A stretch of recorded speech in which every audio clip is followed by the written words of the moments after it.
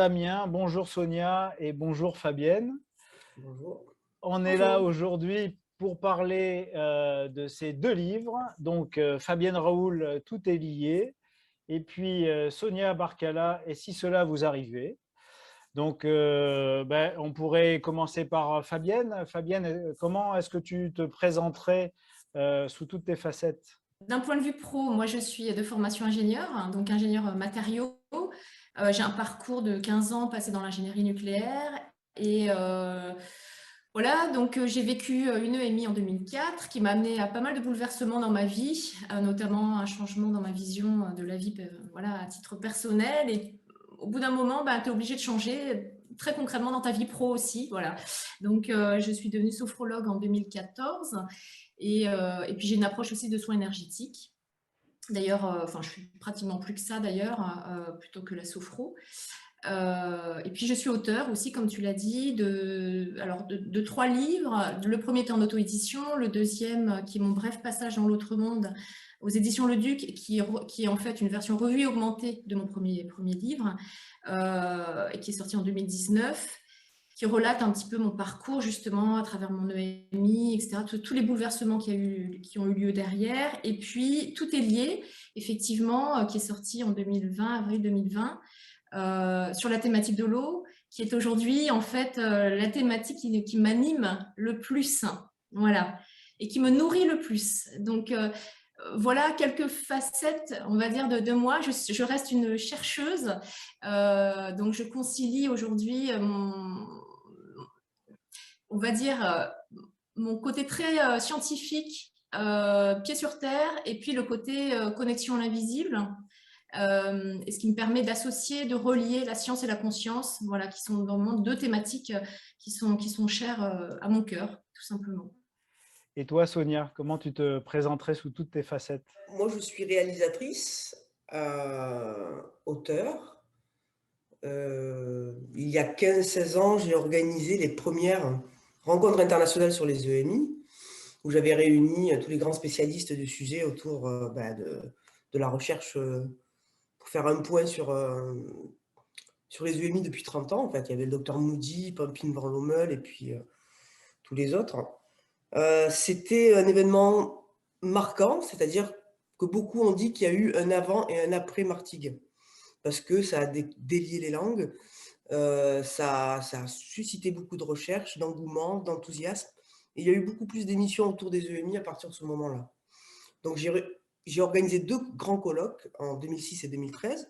J'ai réalisé et produit un film qui s'appelle Faux départ, comme tu l'as dit, qui est utilisé aujourd'hui depuis 10 ans dans 2 centres hospitaliers, un au CHU de Strasbourg pour les étudiants en médecine, et l'autre dans une unité de soins palliatifs à la Timone pour les gens en fin de vie et leurs proches, pour les aider à surmonter ce passage qui est la mort. Voilà, donc, et puis j'ai sorti mon premier livre cette année, en mars 2021.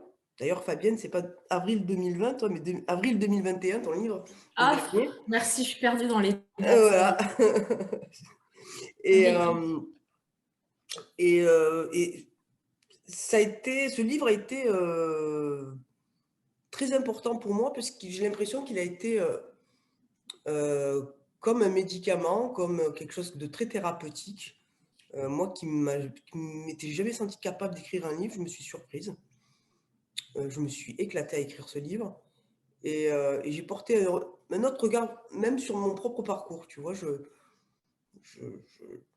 moi qui broyais assez du noir par rapport à tout ce qui m'était arrivé, j'ai évolué, on va dire. Hmm. Donc j'ai créé aussi, j'ai cofondé avec le docteur Jean-Pierre Postel le CNERIC, Centre national d'études, de recherche et d'information sur la conscience, en 2009. L'idée, c'était de fédérer de la recherche aussi. Et puis, ma société S17 Productions, qui pendant 15 ans s'était spécialisée sur la thématique. Donc j'ai édité des bouquins, j'ai produit des DVD, organisé des événements autour des EMI. Voilà, je crois que c'est pas mal. Ok, merci. Et puis, on a avec nous Damien du Fonds Médecine et Conscience. Damien, est-ce que tu veux te présenter et présenter Médecine et Conscience? Oui, je veux bien. Alors, je suis donc Damien Roy, coordinateur du Fonds Médecine et État de Conscience, que vous pouvez retrouver sur médecinetconscience.com.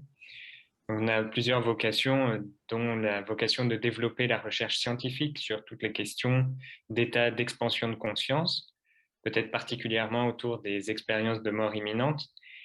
Et aussi dans notre travail, on souhaite valoriser les travaux de recherche et travaux de publication comme ceux de Fabienne et de Sonia aujourd'hui. Nous soutenons leurs travaux vraiment. Donc, on essaye de diffuser ces informations et d'encourager toutes les personnes qui s'investissent à partager des informations sur ces expériences extraordinaires. Merci Damien. Et Damien, tu viens de parler des EMI. Sonia et Fabienne, est-ce que ce sont les EMI qui vous ont fait converger, vous rencontrer? Est-ce que vous pouvez me parler un petit peu de comment vous vous êtes rencontrés, comment vos chemins se sont rencontrés? Alors, en fait, c'est en 2017, c'est assez étonnant, mais j'ai été poussée par quelque chose d'autre, supérieur à moi, on va dire, comme ce qui m'arrive maintenant assez régulièrement, on va dire. J'ai été poussée pour prendre contact avec Sonia, en fait, parce que j'avais une impression qu'il y avait quelque chose qui allait pas, elle avait un problème. Et je ne la connaissais pas, Sonia. Voilà, donc je me suis dit, mais je lui écris pas, qu'est-ce que je fais? Et je me suis permise de lui écrire en lui disant, parce qu'on était en lien sur Facebook, en fait, tout simplement, et je sentais que ça allait pas. Et donc, je suis rentrée en contact comme ça. Et effectivement, Sonia m'a confirmé qu'elle passait un cap très, très difficile. Et puis de là est née, en fait, une amitié. Je lui ai dit qu'effectivement, j'avais vécu aussi une EMI. Et puis, voilà, je lui ai envoyé mon bouquin après, je crois, au bout de quelques semaines, je crois, au mois, je ne sais plus comment ça s'était passé. Et voilà, et en fait, petit à petit, il y a une solide amitié qui est née. Et après, tout plein d'expériences assez surprenantes qu'on a vécues ensemble. Voilà. Je te laisse la parole, Sonia, si tu veux compléter. Oui, oui ben, Fabienne m'a envoyé son livre donc à une période où j'étais pas très bien. C'était suite aussi un an après ou un an et demi après l'arrêt de ma chaîne de télé. Et j'étais dans une période de doute, voilà, tout simplement, de remise en question. Et j'étais au fond du trou. Hein. Et quand elle m'a envoyé son livre, déjà, bon, moi, je voulais plus entendre parler de EMI. Voilà, j'avais vraiment saturé. Et bon, j'avais trouvé Fabienne très sympa. Donc, bon, j'ai dit, bon, je vais lire son livre quand même. Et en fait, je me suis prise un fou rire, quoi. Alors, parce que dans un moment, dans son livre, elle parle qu'elle a réanimé un moucheron. Et j'imaginais la scène et je me suis prise un fou rire, quoi. Et puis, ça m'a fait du bien. Et puis, Fabienne a joué le rôle un peu de psy, où elle m'a remonté le moral. Elle m'a aidé à apporter un autre regard aussi sur mon propre parcours. Et donc, voilà, ça a bien matché, comme on dit. Et puis, on a beaucoup discuté des EMI. Et puis, son témoignage m'a beaucoup interpellée parce que c'est une personne qui a eu un changement de vie assez radical. Et donc, de là est né plein de projets, quoi. Voilà. Et d'ailleurs, en fait, si on regarde vos deux bouquins, vos vies sont un peu mélangées, c'est-à-dire dans le livre de Sonia, on parle de Fabienne, et dans le livre de Fabienne, on commence en fait avec votre expérience à deux. C'est-à-dire que ça commence notamment avec Lourdes. Est-ce que vous pouvez me parler un petit peu justement de ce qui vous a réuni à Lourdes? Et puis, ça, en même temps, ça réunit donc les EMI, l'expérience avec l'eau, le sacré, la spiritualité, l'invisible. Comment vous pourriez me parler de ce qui vous est arrivé à toutes les deux autour de Lourdes et de l'eau de Lourdes et de la spiritualité autour de Lourdes? Alors, Fabienne, moi, je vais raconter Gérard. Oui. Alors, si tu veux, Jean-Charles, j'ai un ami très proche qui s'appelle Gérard. C'est un monsieur qui me soutient depuis mes débuts. Et il a été très malade. Et avec Fabienne, on a décidé d'aller à Lourdes pour prier pour la famille, les amis, dont Gérard. Et donc, on était à la grotte de Massabielle. Et je me souviens, on s'était assis sans faire exprès, hein, à côté de la plaque où Bernadette Soubirous avait prié et qui avait vu donc l'apparition de la Vierge Marie. Et j'ai prié de tout mon cœur pour la guérison de mon ami Gérard. Et à un moment, j'ai vu apparaître, quand j'ai ouvert les yeux, j'ai vu la grotte de Massabielle envahie, on va dire, on ne dit pas de particules lumineuses, mais de points lumineux. Et je me souviens avoir interpellé Fabienne en lui disant, regarde ce que tu vois, les points lumineux, c'est magnifique, etc. Puis Fabienne me dit, bah non. Et par contre, elle a senti du vent. Juste avant que tu me dises, regarde, j'ai senti un léger coup de vent. C'est assez surprenant parce qu'il n'y avait pas du tout de vent en fait. Donc c'est assez étonnant qu'à 1 ou 2 secondes près, Sonia me dise ça et puis moi je ressens un léger, mais très léger coup de vent sur le visage. Vas-y, je te laisse continuer, Sonia. Excuse-moi. Et on voyait des gens qui filmaient avec leur portable, donc on ne savait pas si les personnes voyaient la même chose que moi ou pas. Et puis donc, en sortant de la grotte, j'appelle mon ami Gérard et je lui dis, bah, Gérard, voilà, compromis, j'ai prié pour toi. Et puis là, il me dit, bah, je sais. Et il m'a dit, je te rappelle dans quelques minutes, dis à Fabienne d'être à côté, j'ai quelque chose à vous dire. Et donc, il me dit qu'il sortait d'un examen d'IRM et que le chirurgien lui avait dit que c'était un véritable mystère parce qu'il n'y avait plus rien. Voilà. Et ça nous a vraiment touchés, bouleversés. Et depuis, d'ailleurs, il n'a plus rien, quoi. On a récupéré le dossier médical, justement, parce qu'en fait, ce qui est assez surprenant, c'est que son examen, il a passé le matin même. L'IRM, c'était aux alentours de 10 h. Nous, on était à la grotte pour prier entre 12h30 et 13h30, à l'heure du déjeuner, on va dire. Et le soir, effectivement, Gérard nous appelle et nous informe qu'il n'y a plus rien. Donc, c'est vrai que c'est assez fou parce que, en fait, au moment où nous, on était en train de prier, sa chirurgienne lui annonçait qu'il n'avait plus rien, quoi. C'est ça qui est quand même dingue. D'un point de vue chronologique, c'est sur la ligne de temps. Effectivement, l'examen a eu lieu avant qu'on ait prié, avant que Sonia ait vu cette pluie de lumière, en fait. Mais on peut se dire, est-ce que finalement, il n'y a pas eu une sorte de, entre guillemets, je dis bien entre guillemets, miracle, parce qu'on voilà, on peut pas utiliser ces termes-là à tout bout de champ, j'allais dire. Hein, c'est vraiment dans un, enfin, il y a plusieurs critères, il faut que ce soit validé par l'Église, etc., etc. Mais en tout cas, il s'est passé quelque chose d'assez surprenant. Qui fait qu'on peut se poser la question si finalement l'invisible n'est pas intervenu pour justement dans le cadre de la guérison de Gérard, quoi. Et comme par hasard, ça s'est passé à Lourdes. Comme par hasard pour Sonia, c'était un petit peu par rapport à Marie. En fait, Sonia, c'était assez. Avant, tu croyais en Marie, après, tu croyais plus. Avec la chute de ta société, enfin voilà, tu te dis, bah, je suis abandonnée. En fait, j'y crois plus, quoi. C'est vraiment ça. Et là, moi, je me suis dit, mais c'est une sorte de grâce qui a été donnée à Sonia et à Gérard pour lui dire, bah, tu vois, on t'a pas abandonné, quoi. On te montre, il y a un signe, il y a une preuve, quoi. Voilà. Bon, ça, c'est mon interprétation. Hein. Et c'est un peu le cœur aussi de vos 2 livres et de vos 2 parcours, c'est-à-dire c'est le va-et-vient, c'est ça qui m'intéresse aussi, c'est le va-et-vient entre, on va dire, le mystère, entre la conjonction d'événements qui paraissent incroyables, et puis la science, c'est-à-dire de voir comment, dans une posture rigoureuse et scientifique, on peut explorer l'invisible. Et vous le faites d'un côté, Fabienne, tu le fais autour de l'eau. Et moi, j'avais pas fait autant de connexions que ça entre la spiritualité, l'eau, le mystère. Enfin, voilà, être psychopompe, c'est passer le ruisseau d'une rive à l'autre. Et tu mets beaucoup de mots, beaucoup d'expériences. Justement, tout le livre part de Lourdes et puis après, on va vers des expériences et vers une exploration de pourquoi cette eau-là de Lourdes et puis en général pourquoi l'eau est sacrée.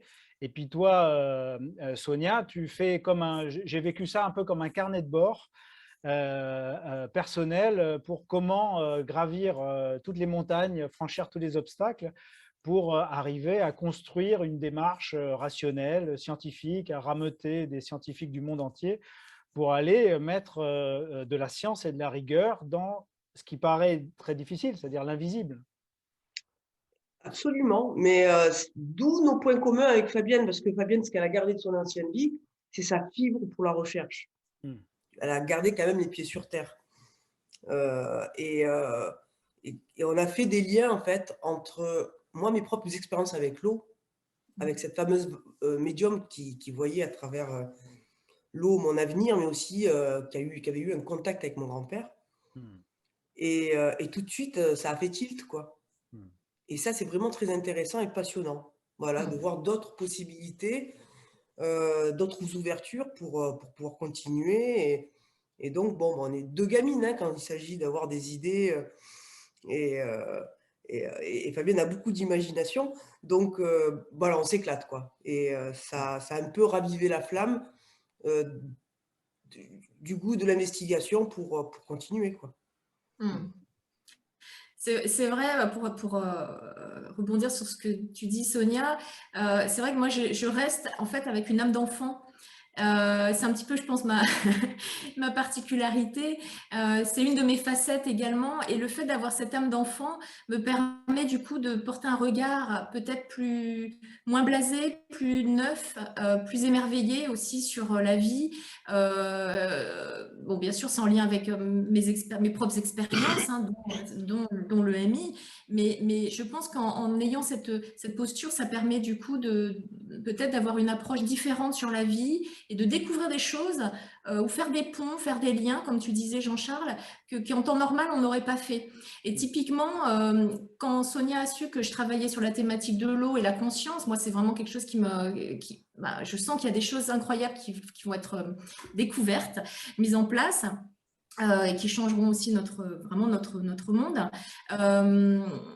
C'est vrai que du coup, Sonia me dit, tu sais, moi dans mon film au départ, j'ai quand même eu quelques expérienceurs qui m'ont fait part que lors d'accidents de voiture, ils se sont vus hors de leur corps et que leur forme était, leur conscience était sous une forme aqueuse, sous une forme de tétard. Donc, dans ton film, d'ailleurs, on voit les petits dessins. Et moi, ça m'a interpellée. Donc, ça fait bien évidemment appel à nos origines océaniques. Mais je trouve ça assez fascinant. Voilà. Et c'est vraiment l'eau, pour moi, c'est vraiment un support de la conscience. Vraiment un lien entre le visible, l'invisible, la matière, l'immatériel. Et je pense qu'elle n'a pas fini de nous étonner. Voilà. Il y a vraiment un côté mystérieux dans l'eau. Oui, et puis, ce qui m'a frappé aussi dans vos deux livres, en fait, c'est comment se rejoignaient les NDE et les NBE. C'est-à-dire comment ça faisait le pont aussi, on va dire, entre science et mystère, et puis entre naissance et mort et l'eau. Ouais. Et ça, c'est évident. Voilà, on vient de sortir d'un séminaire avec Groff qui parle justement des matrices périnatales et puis de l'eau, hein, du milieu océanique duquel on sort et qu'on quitte pour peut-être le rejoindre ensuite.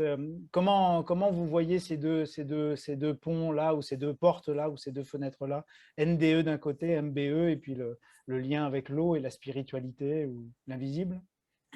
Alors NBE, ça veut dire Near Birth Experience.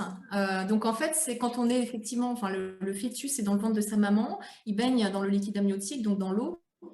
Et ce qui est dit là-dessus, donc il y a eu des recherches qui ont été menées, c'est qu'en fait finalement le fœtus serait déjà dans un état d'amour inconditionnel, comme lorsqu'on vit une EMI, sentirait toutes les émotions des personnes autour de lui. Alors ça, on le sait hein, maintenant, voilà qu'un enfant, un fœtus est sensible à son environnement, mais qu'il aurait accès aussi à d'autres informations et qui serait donc dans cet état d'amour inconditionnel et de lumière. Et en fin de compte, au moment de la naissance, le voile tombe en lien avec la particule d'eau, justement, le fameux H2O, donc l'hydrogène, voilà.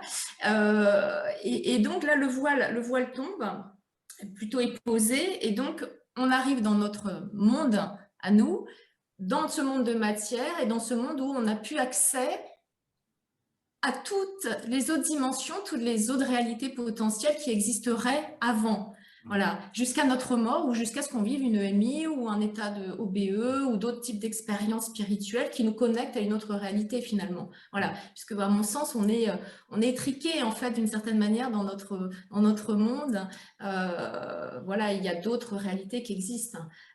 Voilà, on n'a accès qu'à un tout petit bout de la réalité plus ultime, comme on dit. Et moi, du côté des EMI, c'est plutôt tout ce qui était nouveau qui m'a attiré. Parce qu'à un moment, je pensais qu'on traînait un peu la patte et on avait besoin de nouveaux témoignages, on avait besoin de nouvelles hypothèses. Et j'étais un peu frustrée parce que ce que je recherchais depuis longtemps, c'était des témoignages corroborés. Parce que voilà, il y a eu des tas de témoignages dits entre guillemets extraordinaires, etc., qui étaient relatés dans des livres. Mais dès que tu cherchais des témoins, il n'y avait plus personne, quoi, en gros. Et donc, ça m'avait beaucoup interpellée et jusqu'au jour où je suis tombée sur le cas de Jacques. Hein. Jacques, que je connaissais depuis 2012, qui m'avait déjà rapporté son expérience. Mais par contre, là aussi, il n'y avait pas de témoin, mais il y a eu un coup de théâtre. Le témoin s'est manifesté 40 ans après et l'a retrouvé dans les réseaux sociaux. Et c'est une infirmière qui a corroboré toutes ces perceptions qui se sont passées dans une autre pièce de là où il se trouvait, donc à peu près 20 mètres hein, entre la chambre et la salle de soins. Et là, je me suis dit, là, on a passé un cap différent. Là, c'est nouveau, là, ça m'interpelle, là, ça me restimule. Et je crois que là, les plus réfractaires devraient se poser de plus en plus de questions. Là, on devrait avoir des témoignages du même type. Parce que, et c'est ce que je recherche d'ailleurs, hein, je recherche uniquement des cas où les gens ont eu des perceptions à l'extérieur de là où ils se trouvaient. Parce que si c'est dans une salle d'opération, les plus sceptiques, entre guillemets, vont dire « Ah, mais il n'était pas mort, il entendait, donc il a reproduit visuellement ce qu'il a entendu, etc. » Donc, il y aura toujours des solutions, on va dire, des explications. Alors que quand ça se passe dans une autre pièce, ben là, généralement, ils ne trouvent pas beaucoup d'explications. Et ils dérivent un peu la question, d'ailleurs. Et du coup, la question, c'est comment on arrive à mettre de la rigueur dans ces témoignages? Comment on arrive en fait à ancrer ça dans un processus, on va dire, je ne sais pas, sur le chemin de la reconnaissance, dans un processus scientifique? Est-ce que ton film et vos livres, est-ce qu'ils ont des répercussions sur aujourd'hui l'état de recherche de la science, sur ce qui est en cours, et puis surtout sur la reconnaissance du milieu scientifique vis-à-vis du mystère et vis-à-vis de ces expériences mystérieuses? Me concernant, moi j'ai des étudiants en médecine, neurosciences en particulier, qui ont été très interpellés par ce cas de Jacques Baranowski dont je parle dans mon livre. Et je leur ai parlé de plusieurs cas, et c'est celui-là qui a retenu leur attention. Qui a retenu leur attention. Ils en ont fait d'ailleurs un exposé en cours. Okay. Donc, pour te dire à quel point que je ne me suis pas trompée sur l'importance de ce cas. Tu vois, et ça, je suis contente. Après, on va voir la suite. Hein, ça va doucement dans ce milieu-là. Mais comment tu vois les choses aujourd'hui? Les étudiants, du coup, ils ne te prennent pas pour une folle ou une dingue débarquée d'une autre planète. Ils prennent en compte ça. Donc, comment ils arrivent à faire le lien, eux, à intégrer ça dans leur paradigme scientifique? J'ai pas eu de suite après, mais ils ont trouvé ça très intéressant. D'ailleurs, leur professeur s'intéressait beaucoup à ces thématiques-là, donc ça, c'est très rare. Et généralement, hein, quand tu proposes un exposé sur cette thématique, parce que c'est pour ça qu'ils m'ont contacté, c'est parce qu'on leur a demandé de faire un exposé sur la thématique des EMI, c'est comme ça qu'on va avancer. Après, bon, ben, c'est toujours en cours, hein, ils explorent. Hein, c'est pas parce qu'ils ont un cas qu'ils ont la solution ou l'explication. Okay. Mais en tout cas, ils m'ont promis de me tenir informé. Okay. Et toi, Fabienne, comment est-ce que tes livres, ta démarche et ton travail personnel, comment tu vois comment ça se tisse avec la recherche, avec l'acceptation ou la reconnaissance du milieu scientifique? Alors, moi, j'ai été contactée effectivement suite à la sortie de mon livre par des chercheurs. Alors, je ne vais pas citer les organismes en question par respect. Hein, pour l'instant, c'est confidentiel, donc je peux pas aller plus loin. Mais en tout cas, ce sont des personnes qui viennent donc de la science dite dure, Hein, ce n'est pas des chercheurs dans leur coin ou voilà, et qui s'intéressent à l'eau et la conscience. Et voilà, donc il y a des protocoles qui sont en train d'être mis en place. Voilà, donc alors c'est sur les états modifiés de conscience, mais pas forcément sur les EMI. C'est sur les perceptions. Enfin, moi, en l'occurrence, j'interviens à la fois comme ingénieur et comme personne sensitive ou perceptive.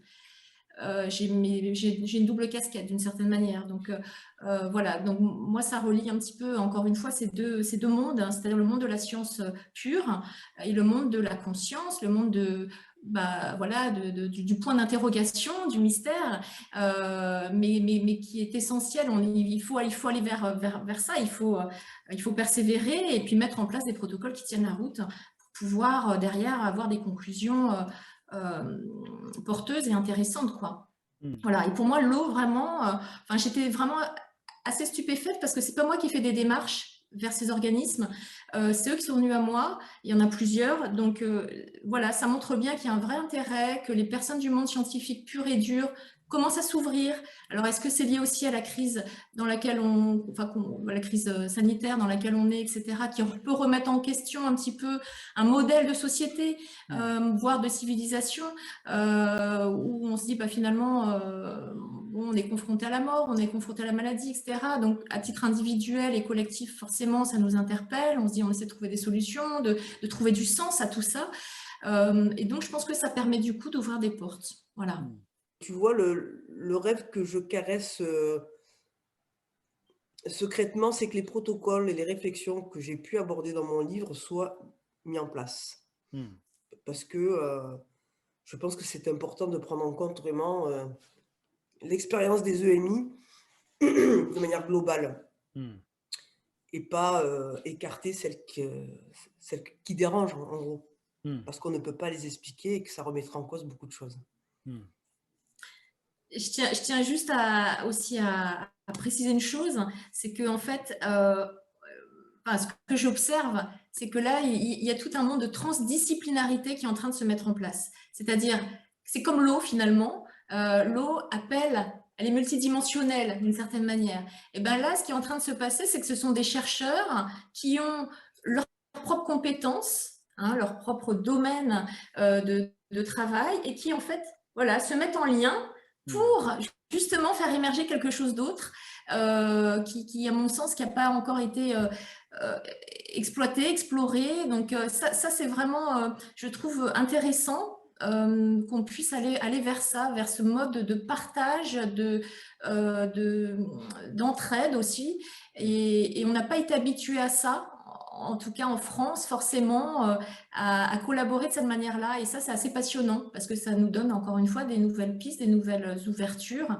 Et ça ne peut qu'aboutir à forcément des nouvelles découvertes. Je voulais savoir comment vous voyez la France comme un territoire rugueux qui a du mal à accueillir ce genre d'exploration, comme un pays tellement cartésien que le chaud, la matière et la spiritualité en est exclus. Comment vous voyez ça? Je pense qu'il y a une évolution. En France, c'est plutôt les garde-fous et c'est nécessaire parce que ça évite aussi tout ce qui est dérive sectaire. C'est un peu incarné par le cercle zététique et tout ce qu'on sait. Hein. Mais c'est vrai qu'il y a encore beaucoup de préjugés, mais l'expérience, elle se vit, elle arrive à n'importe qui. Et ça, c'est bien. Et ça arrive aussi à des médecins, à des chercheurs, à des scientifiques. Et c'est ça qui a fait toujours bouger les lignes.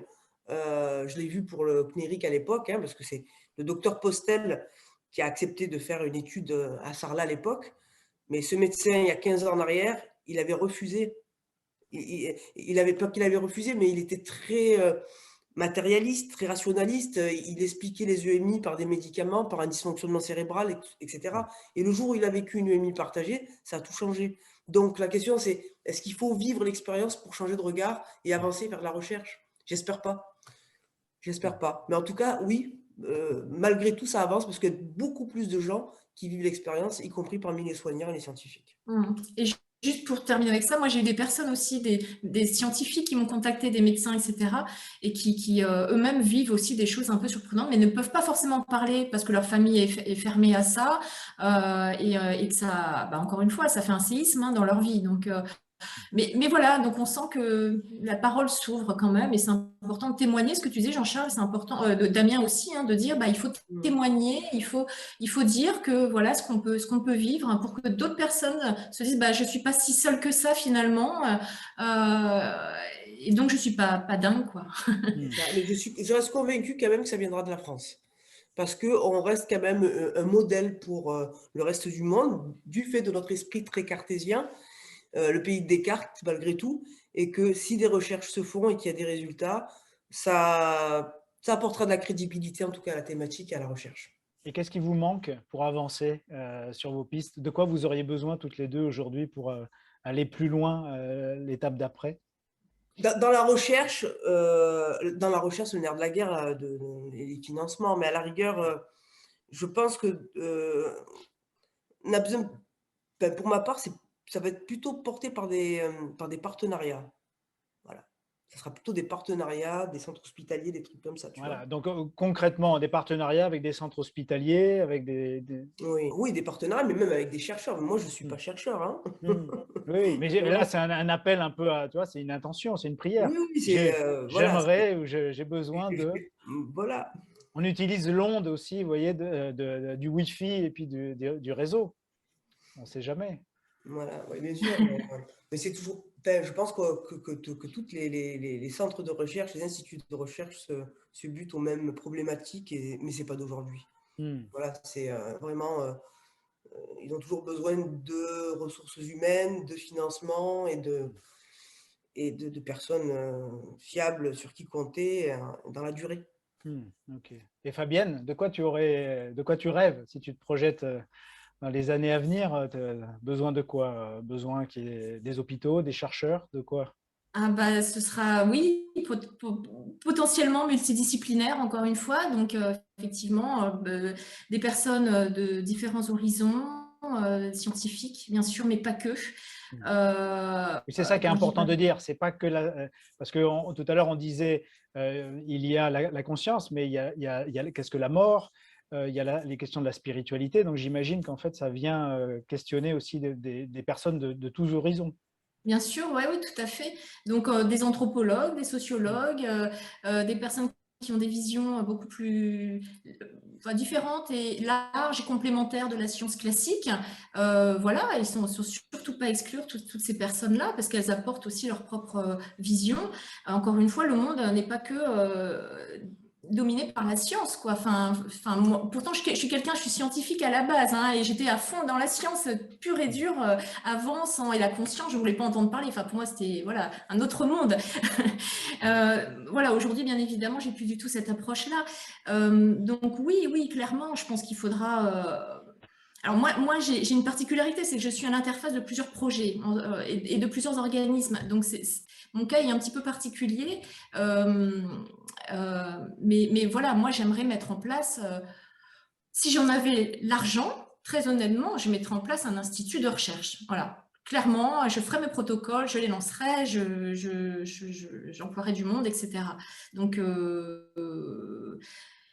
voilà, c'est mon vœu à l'univers.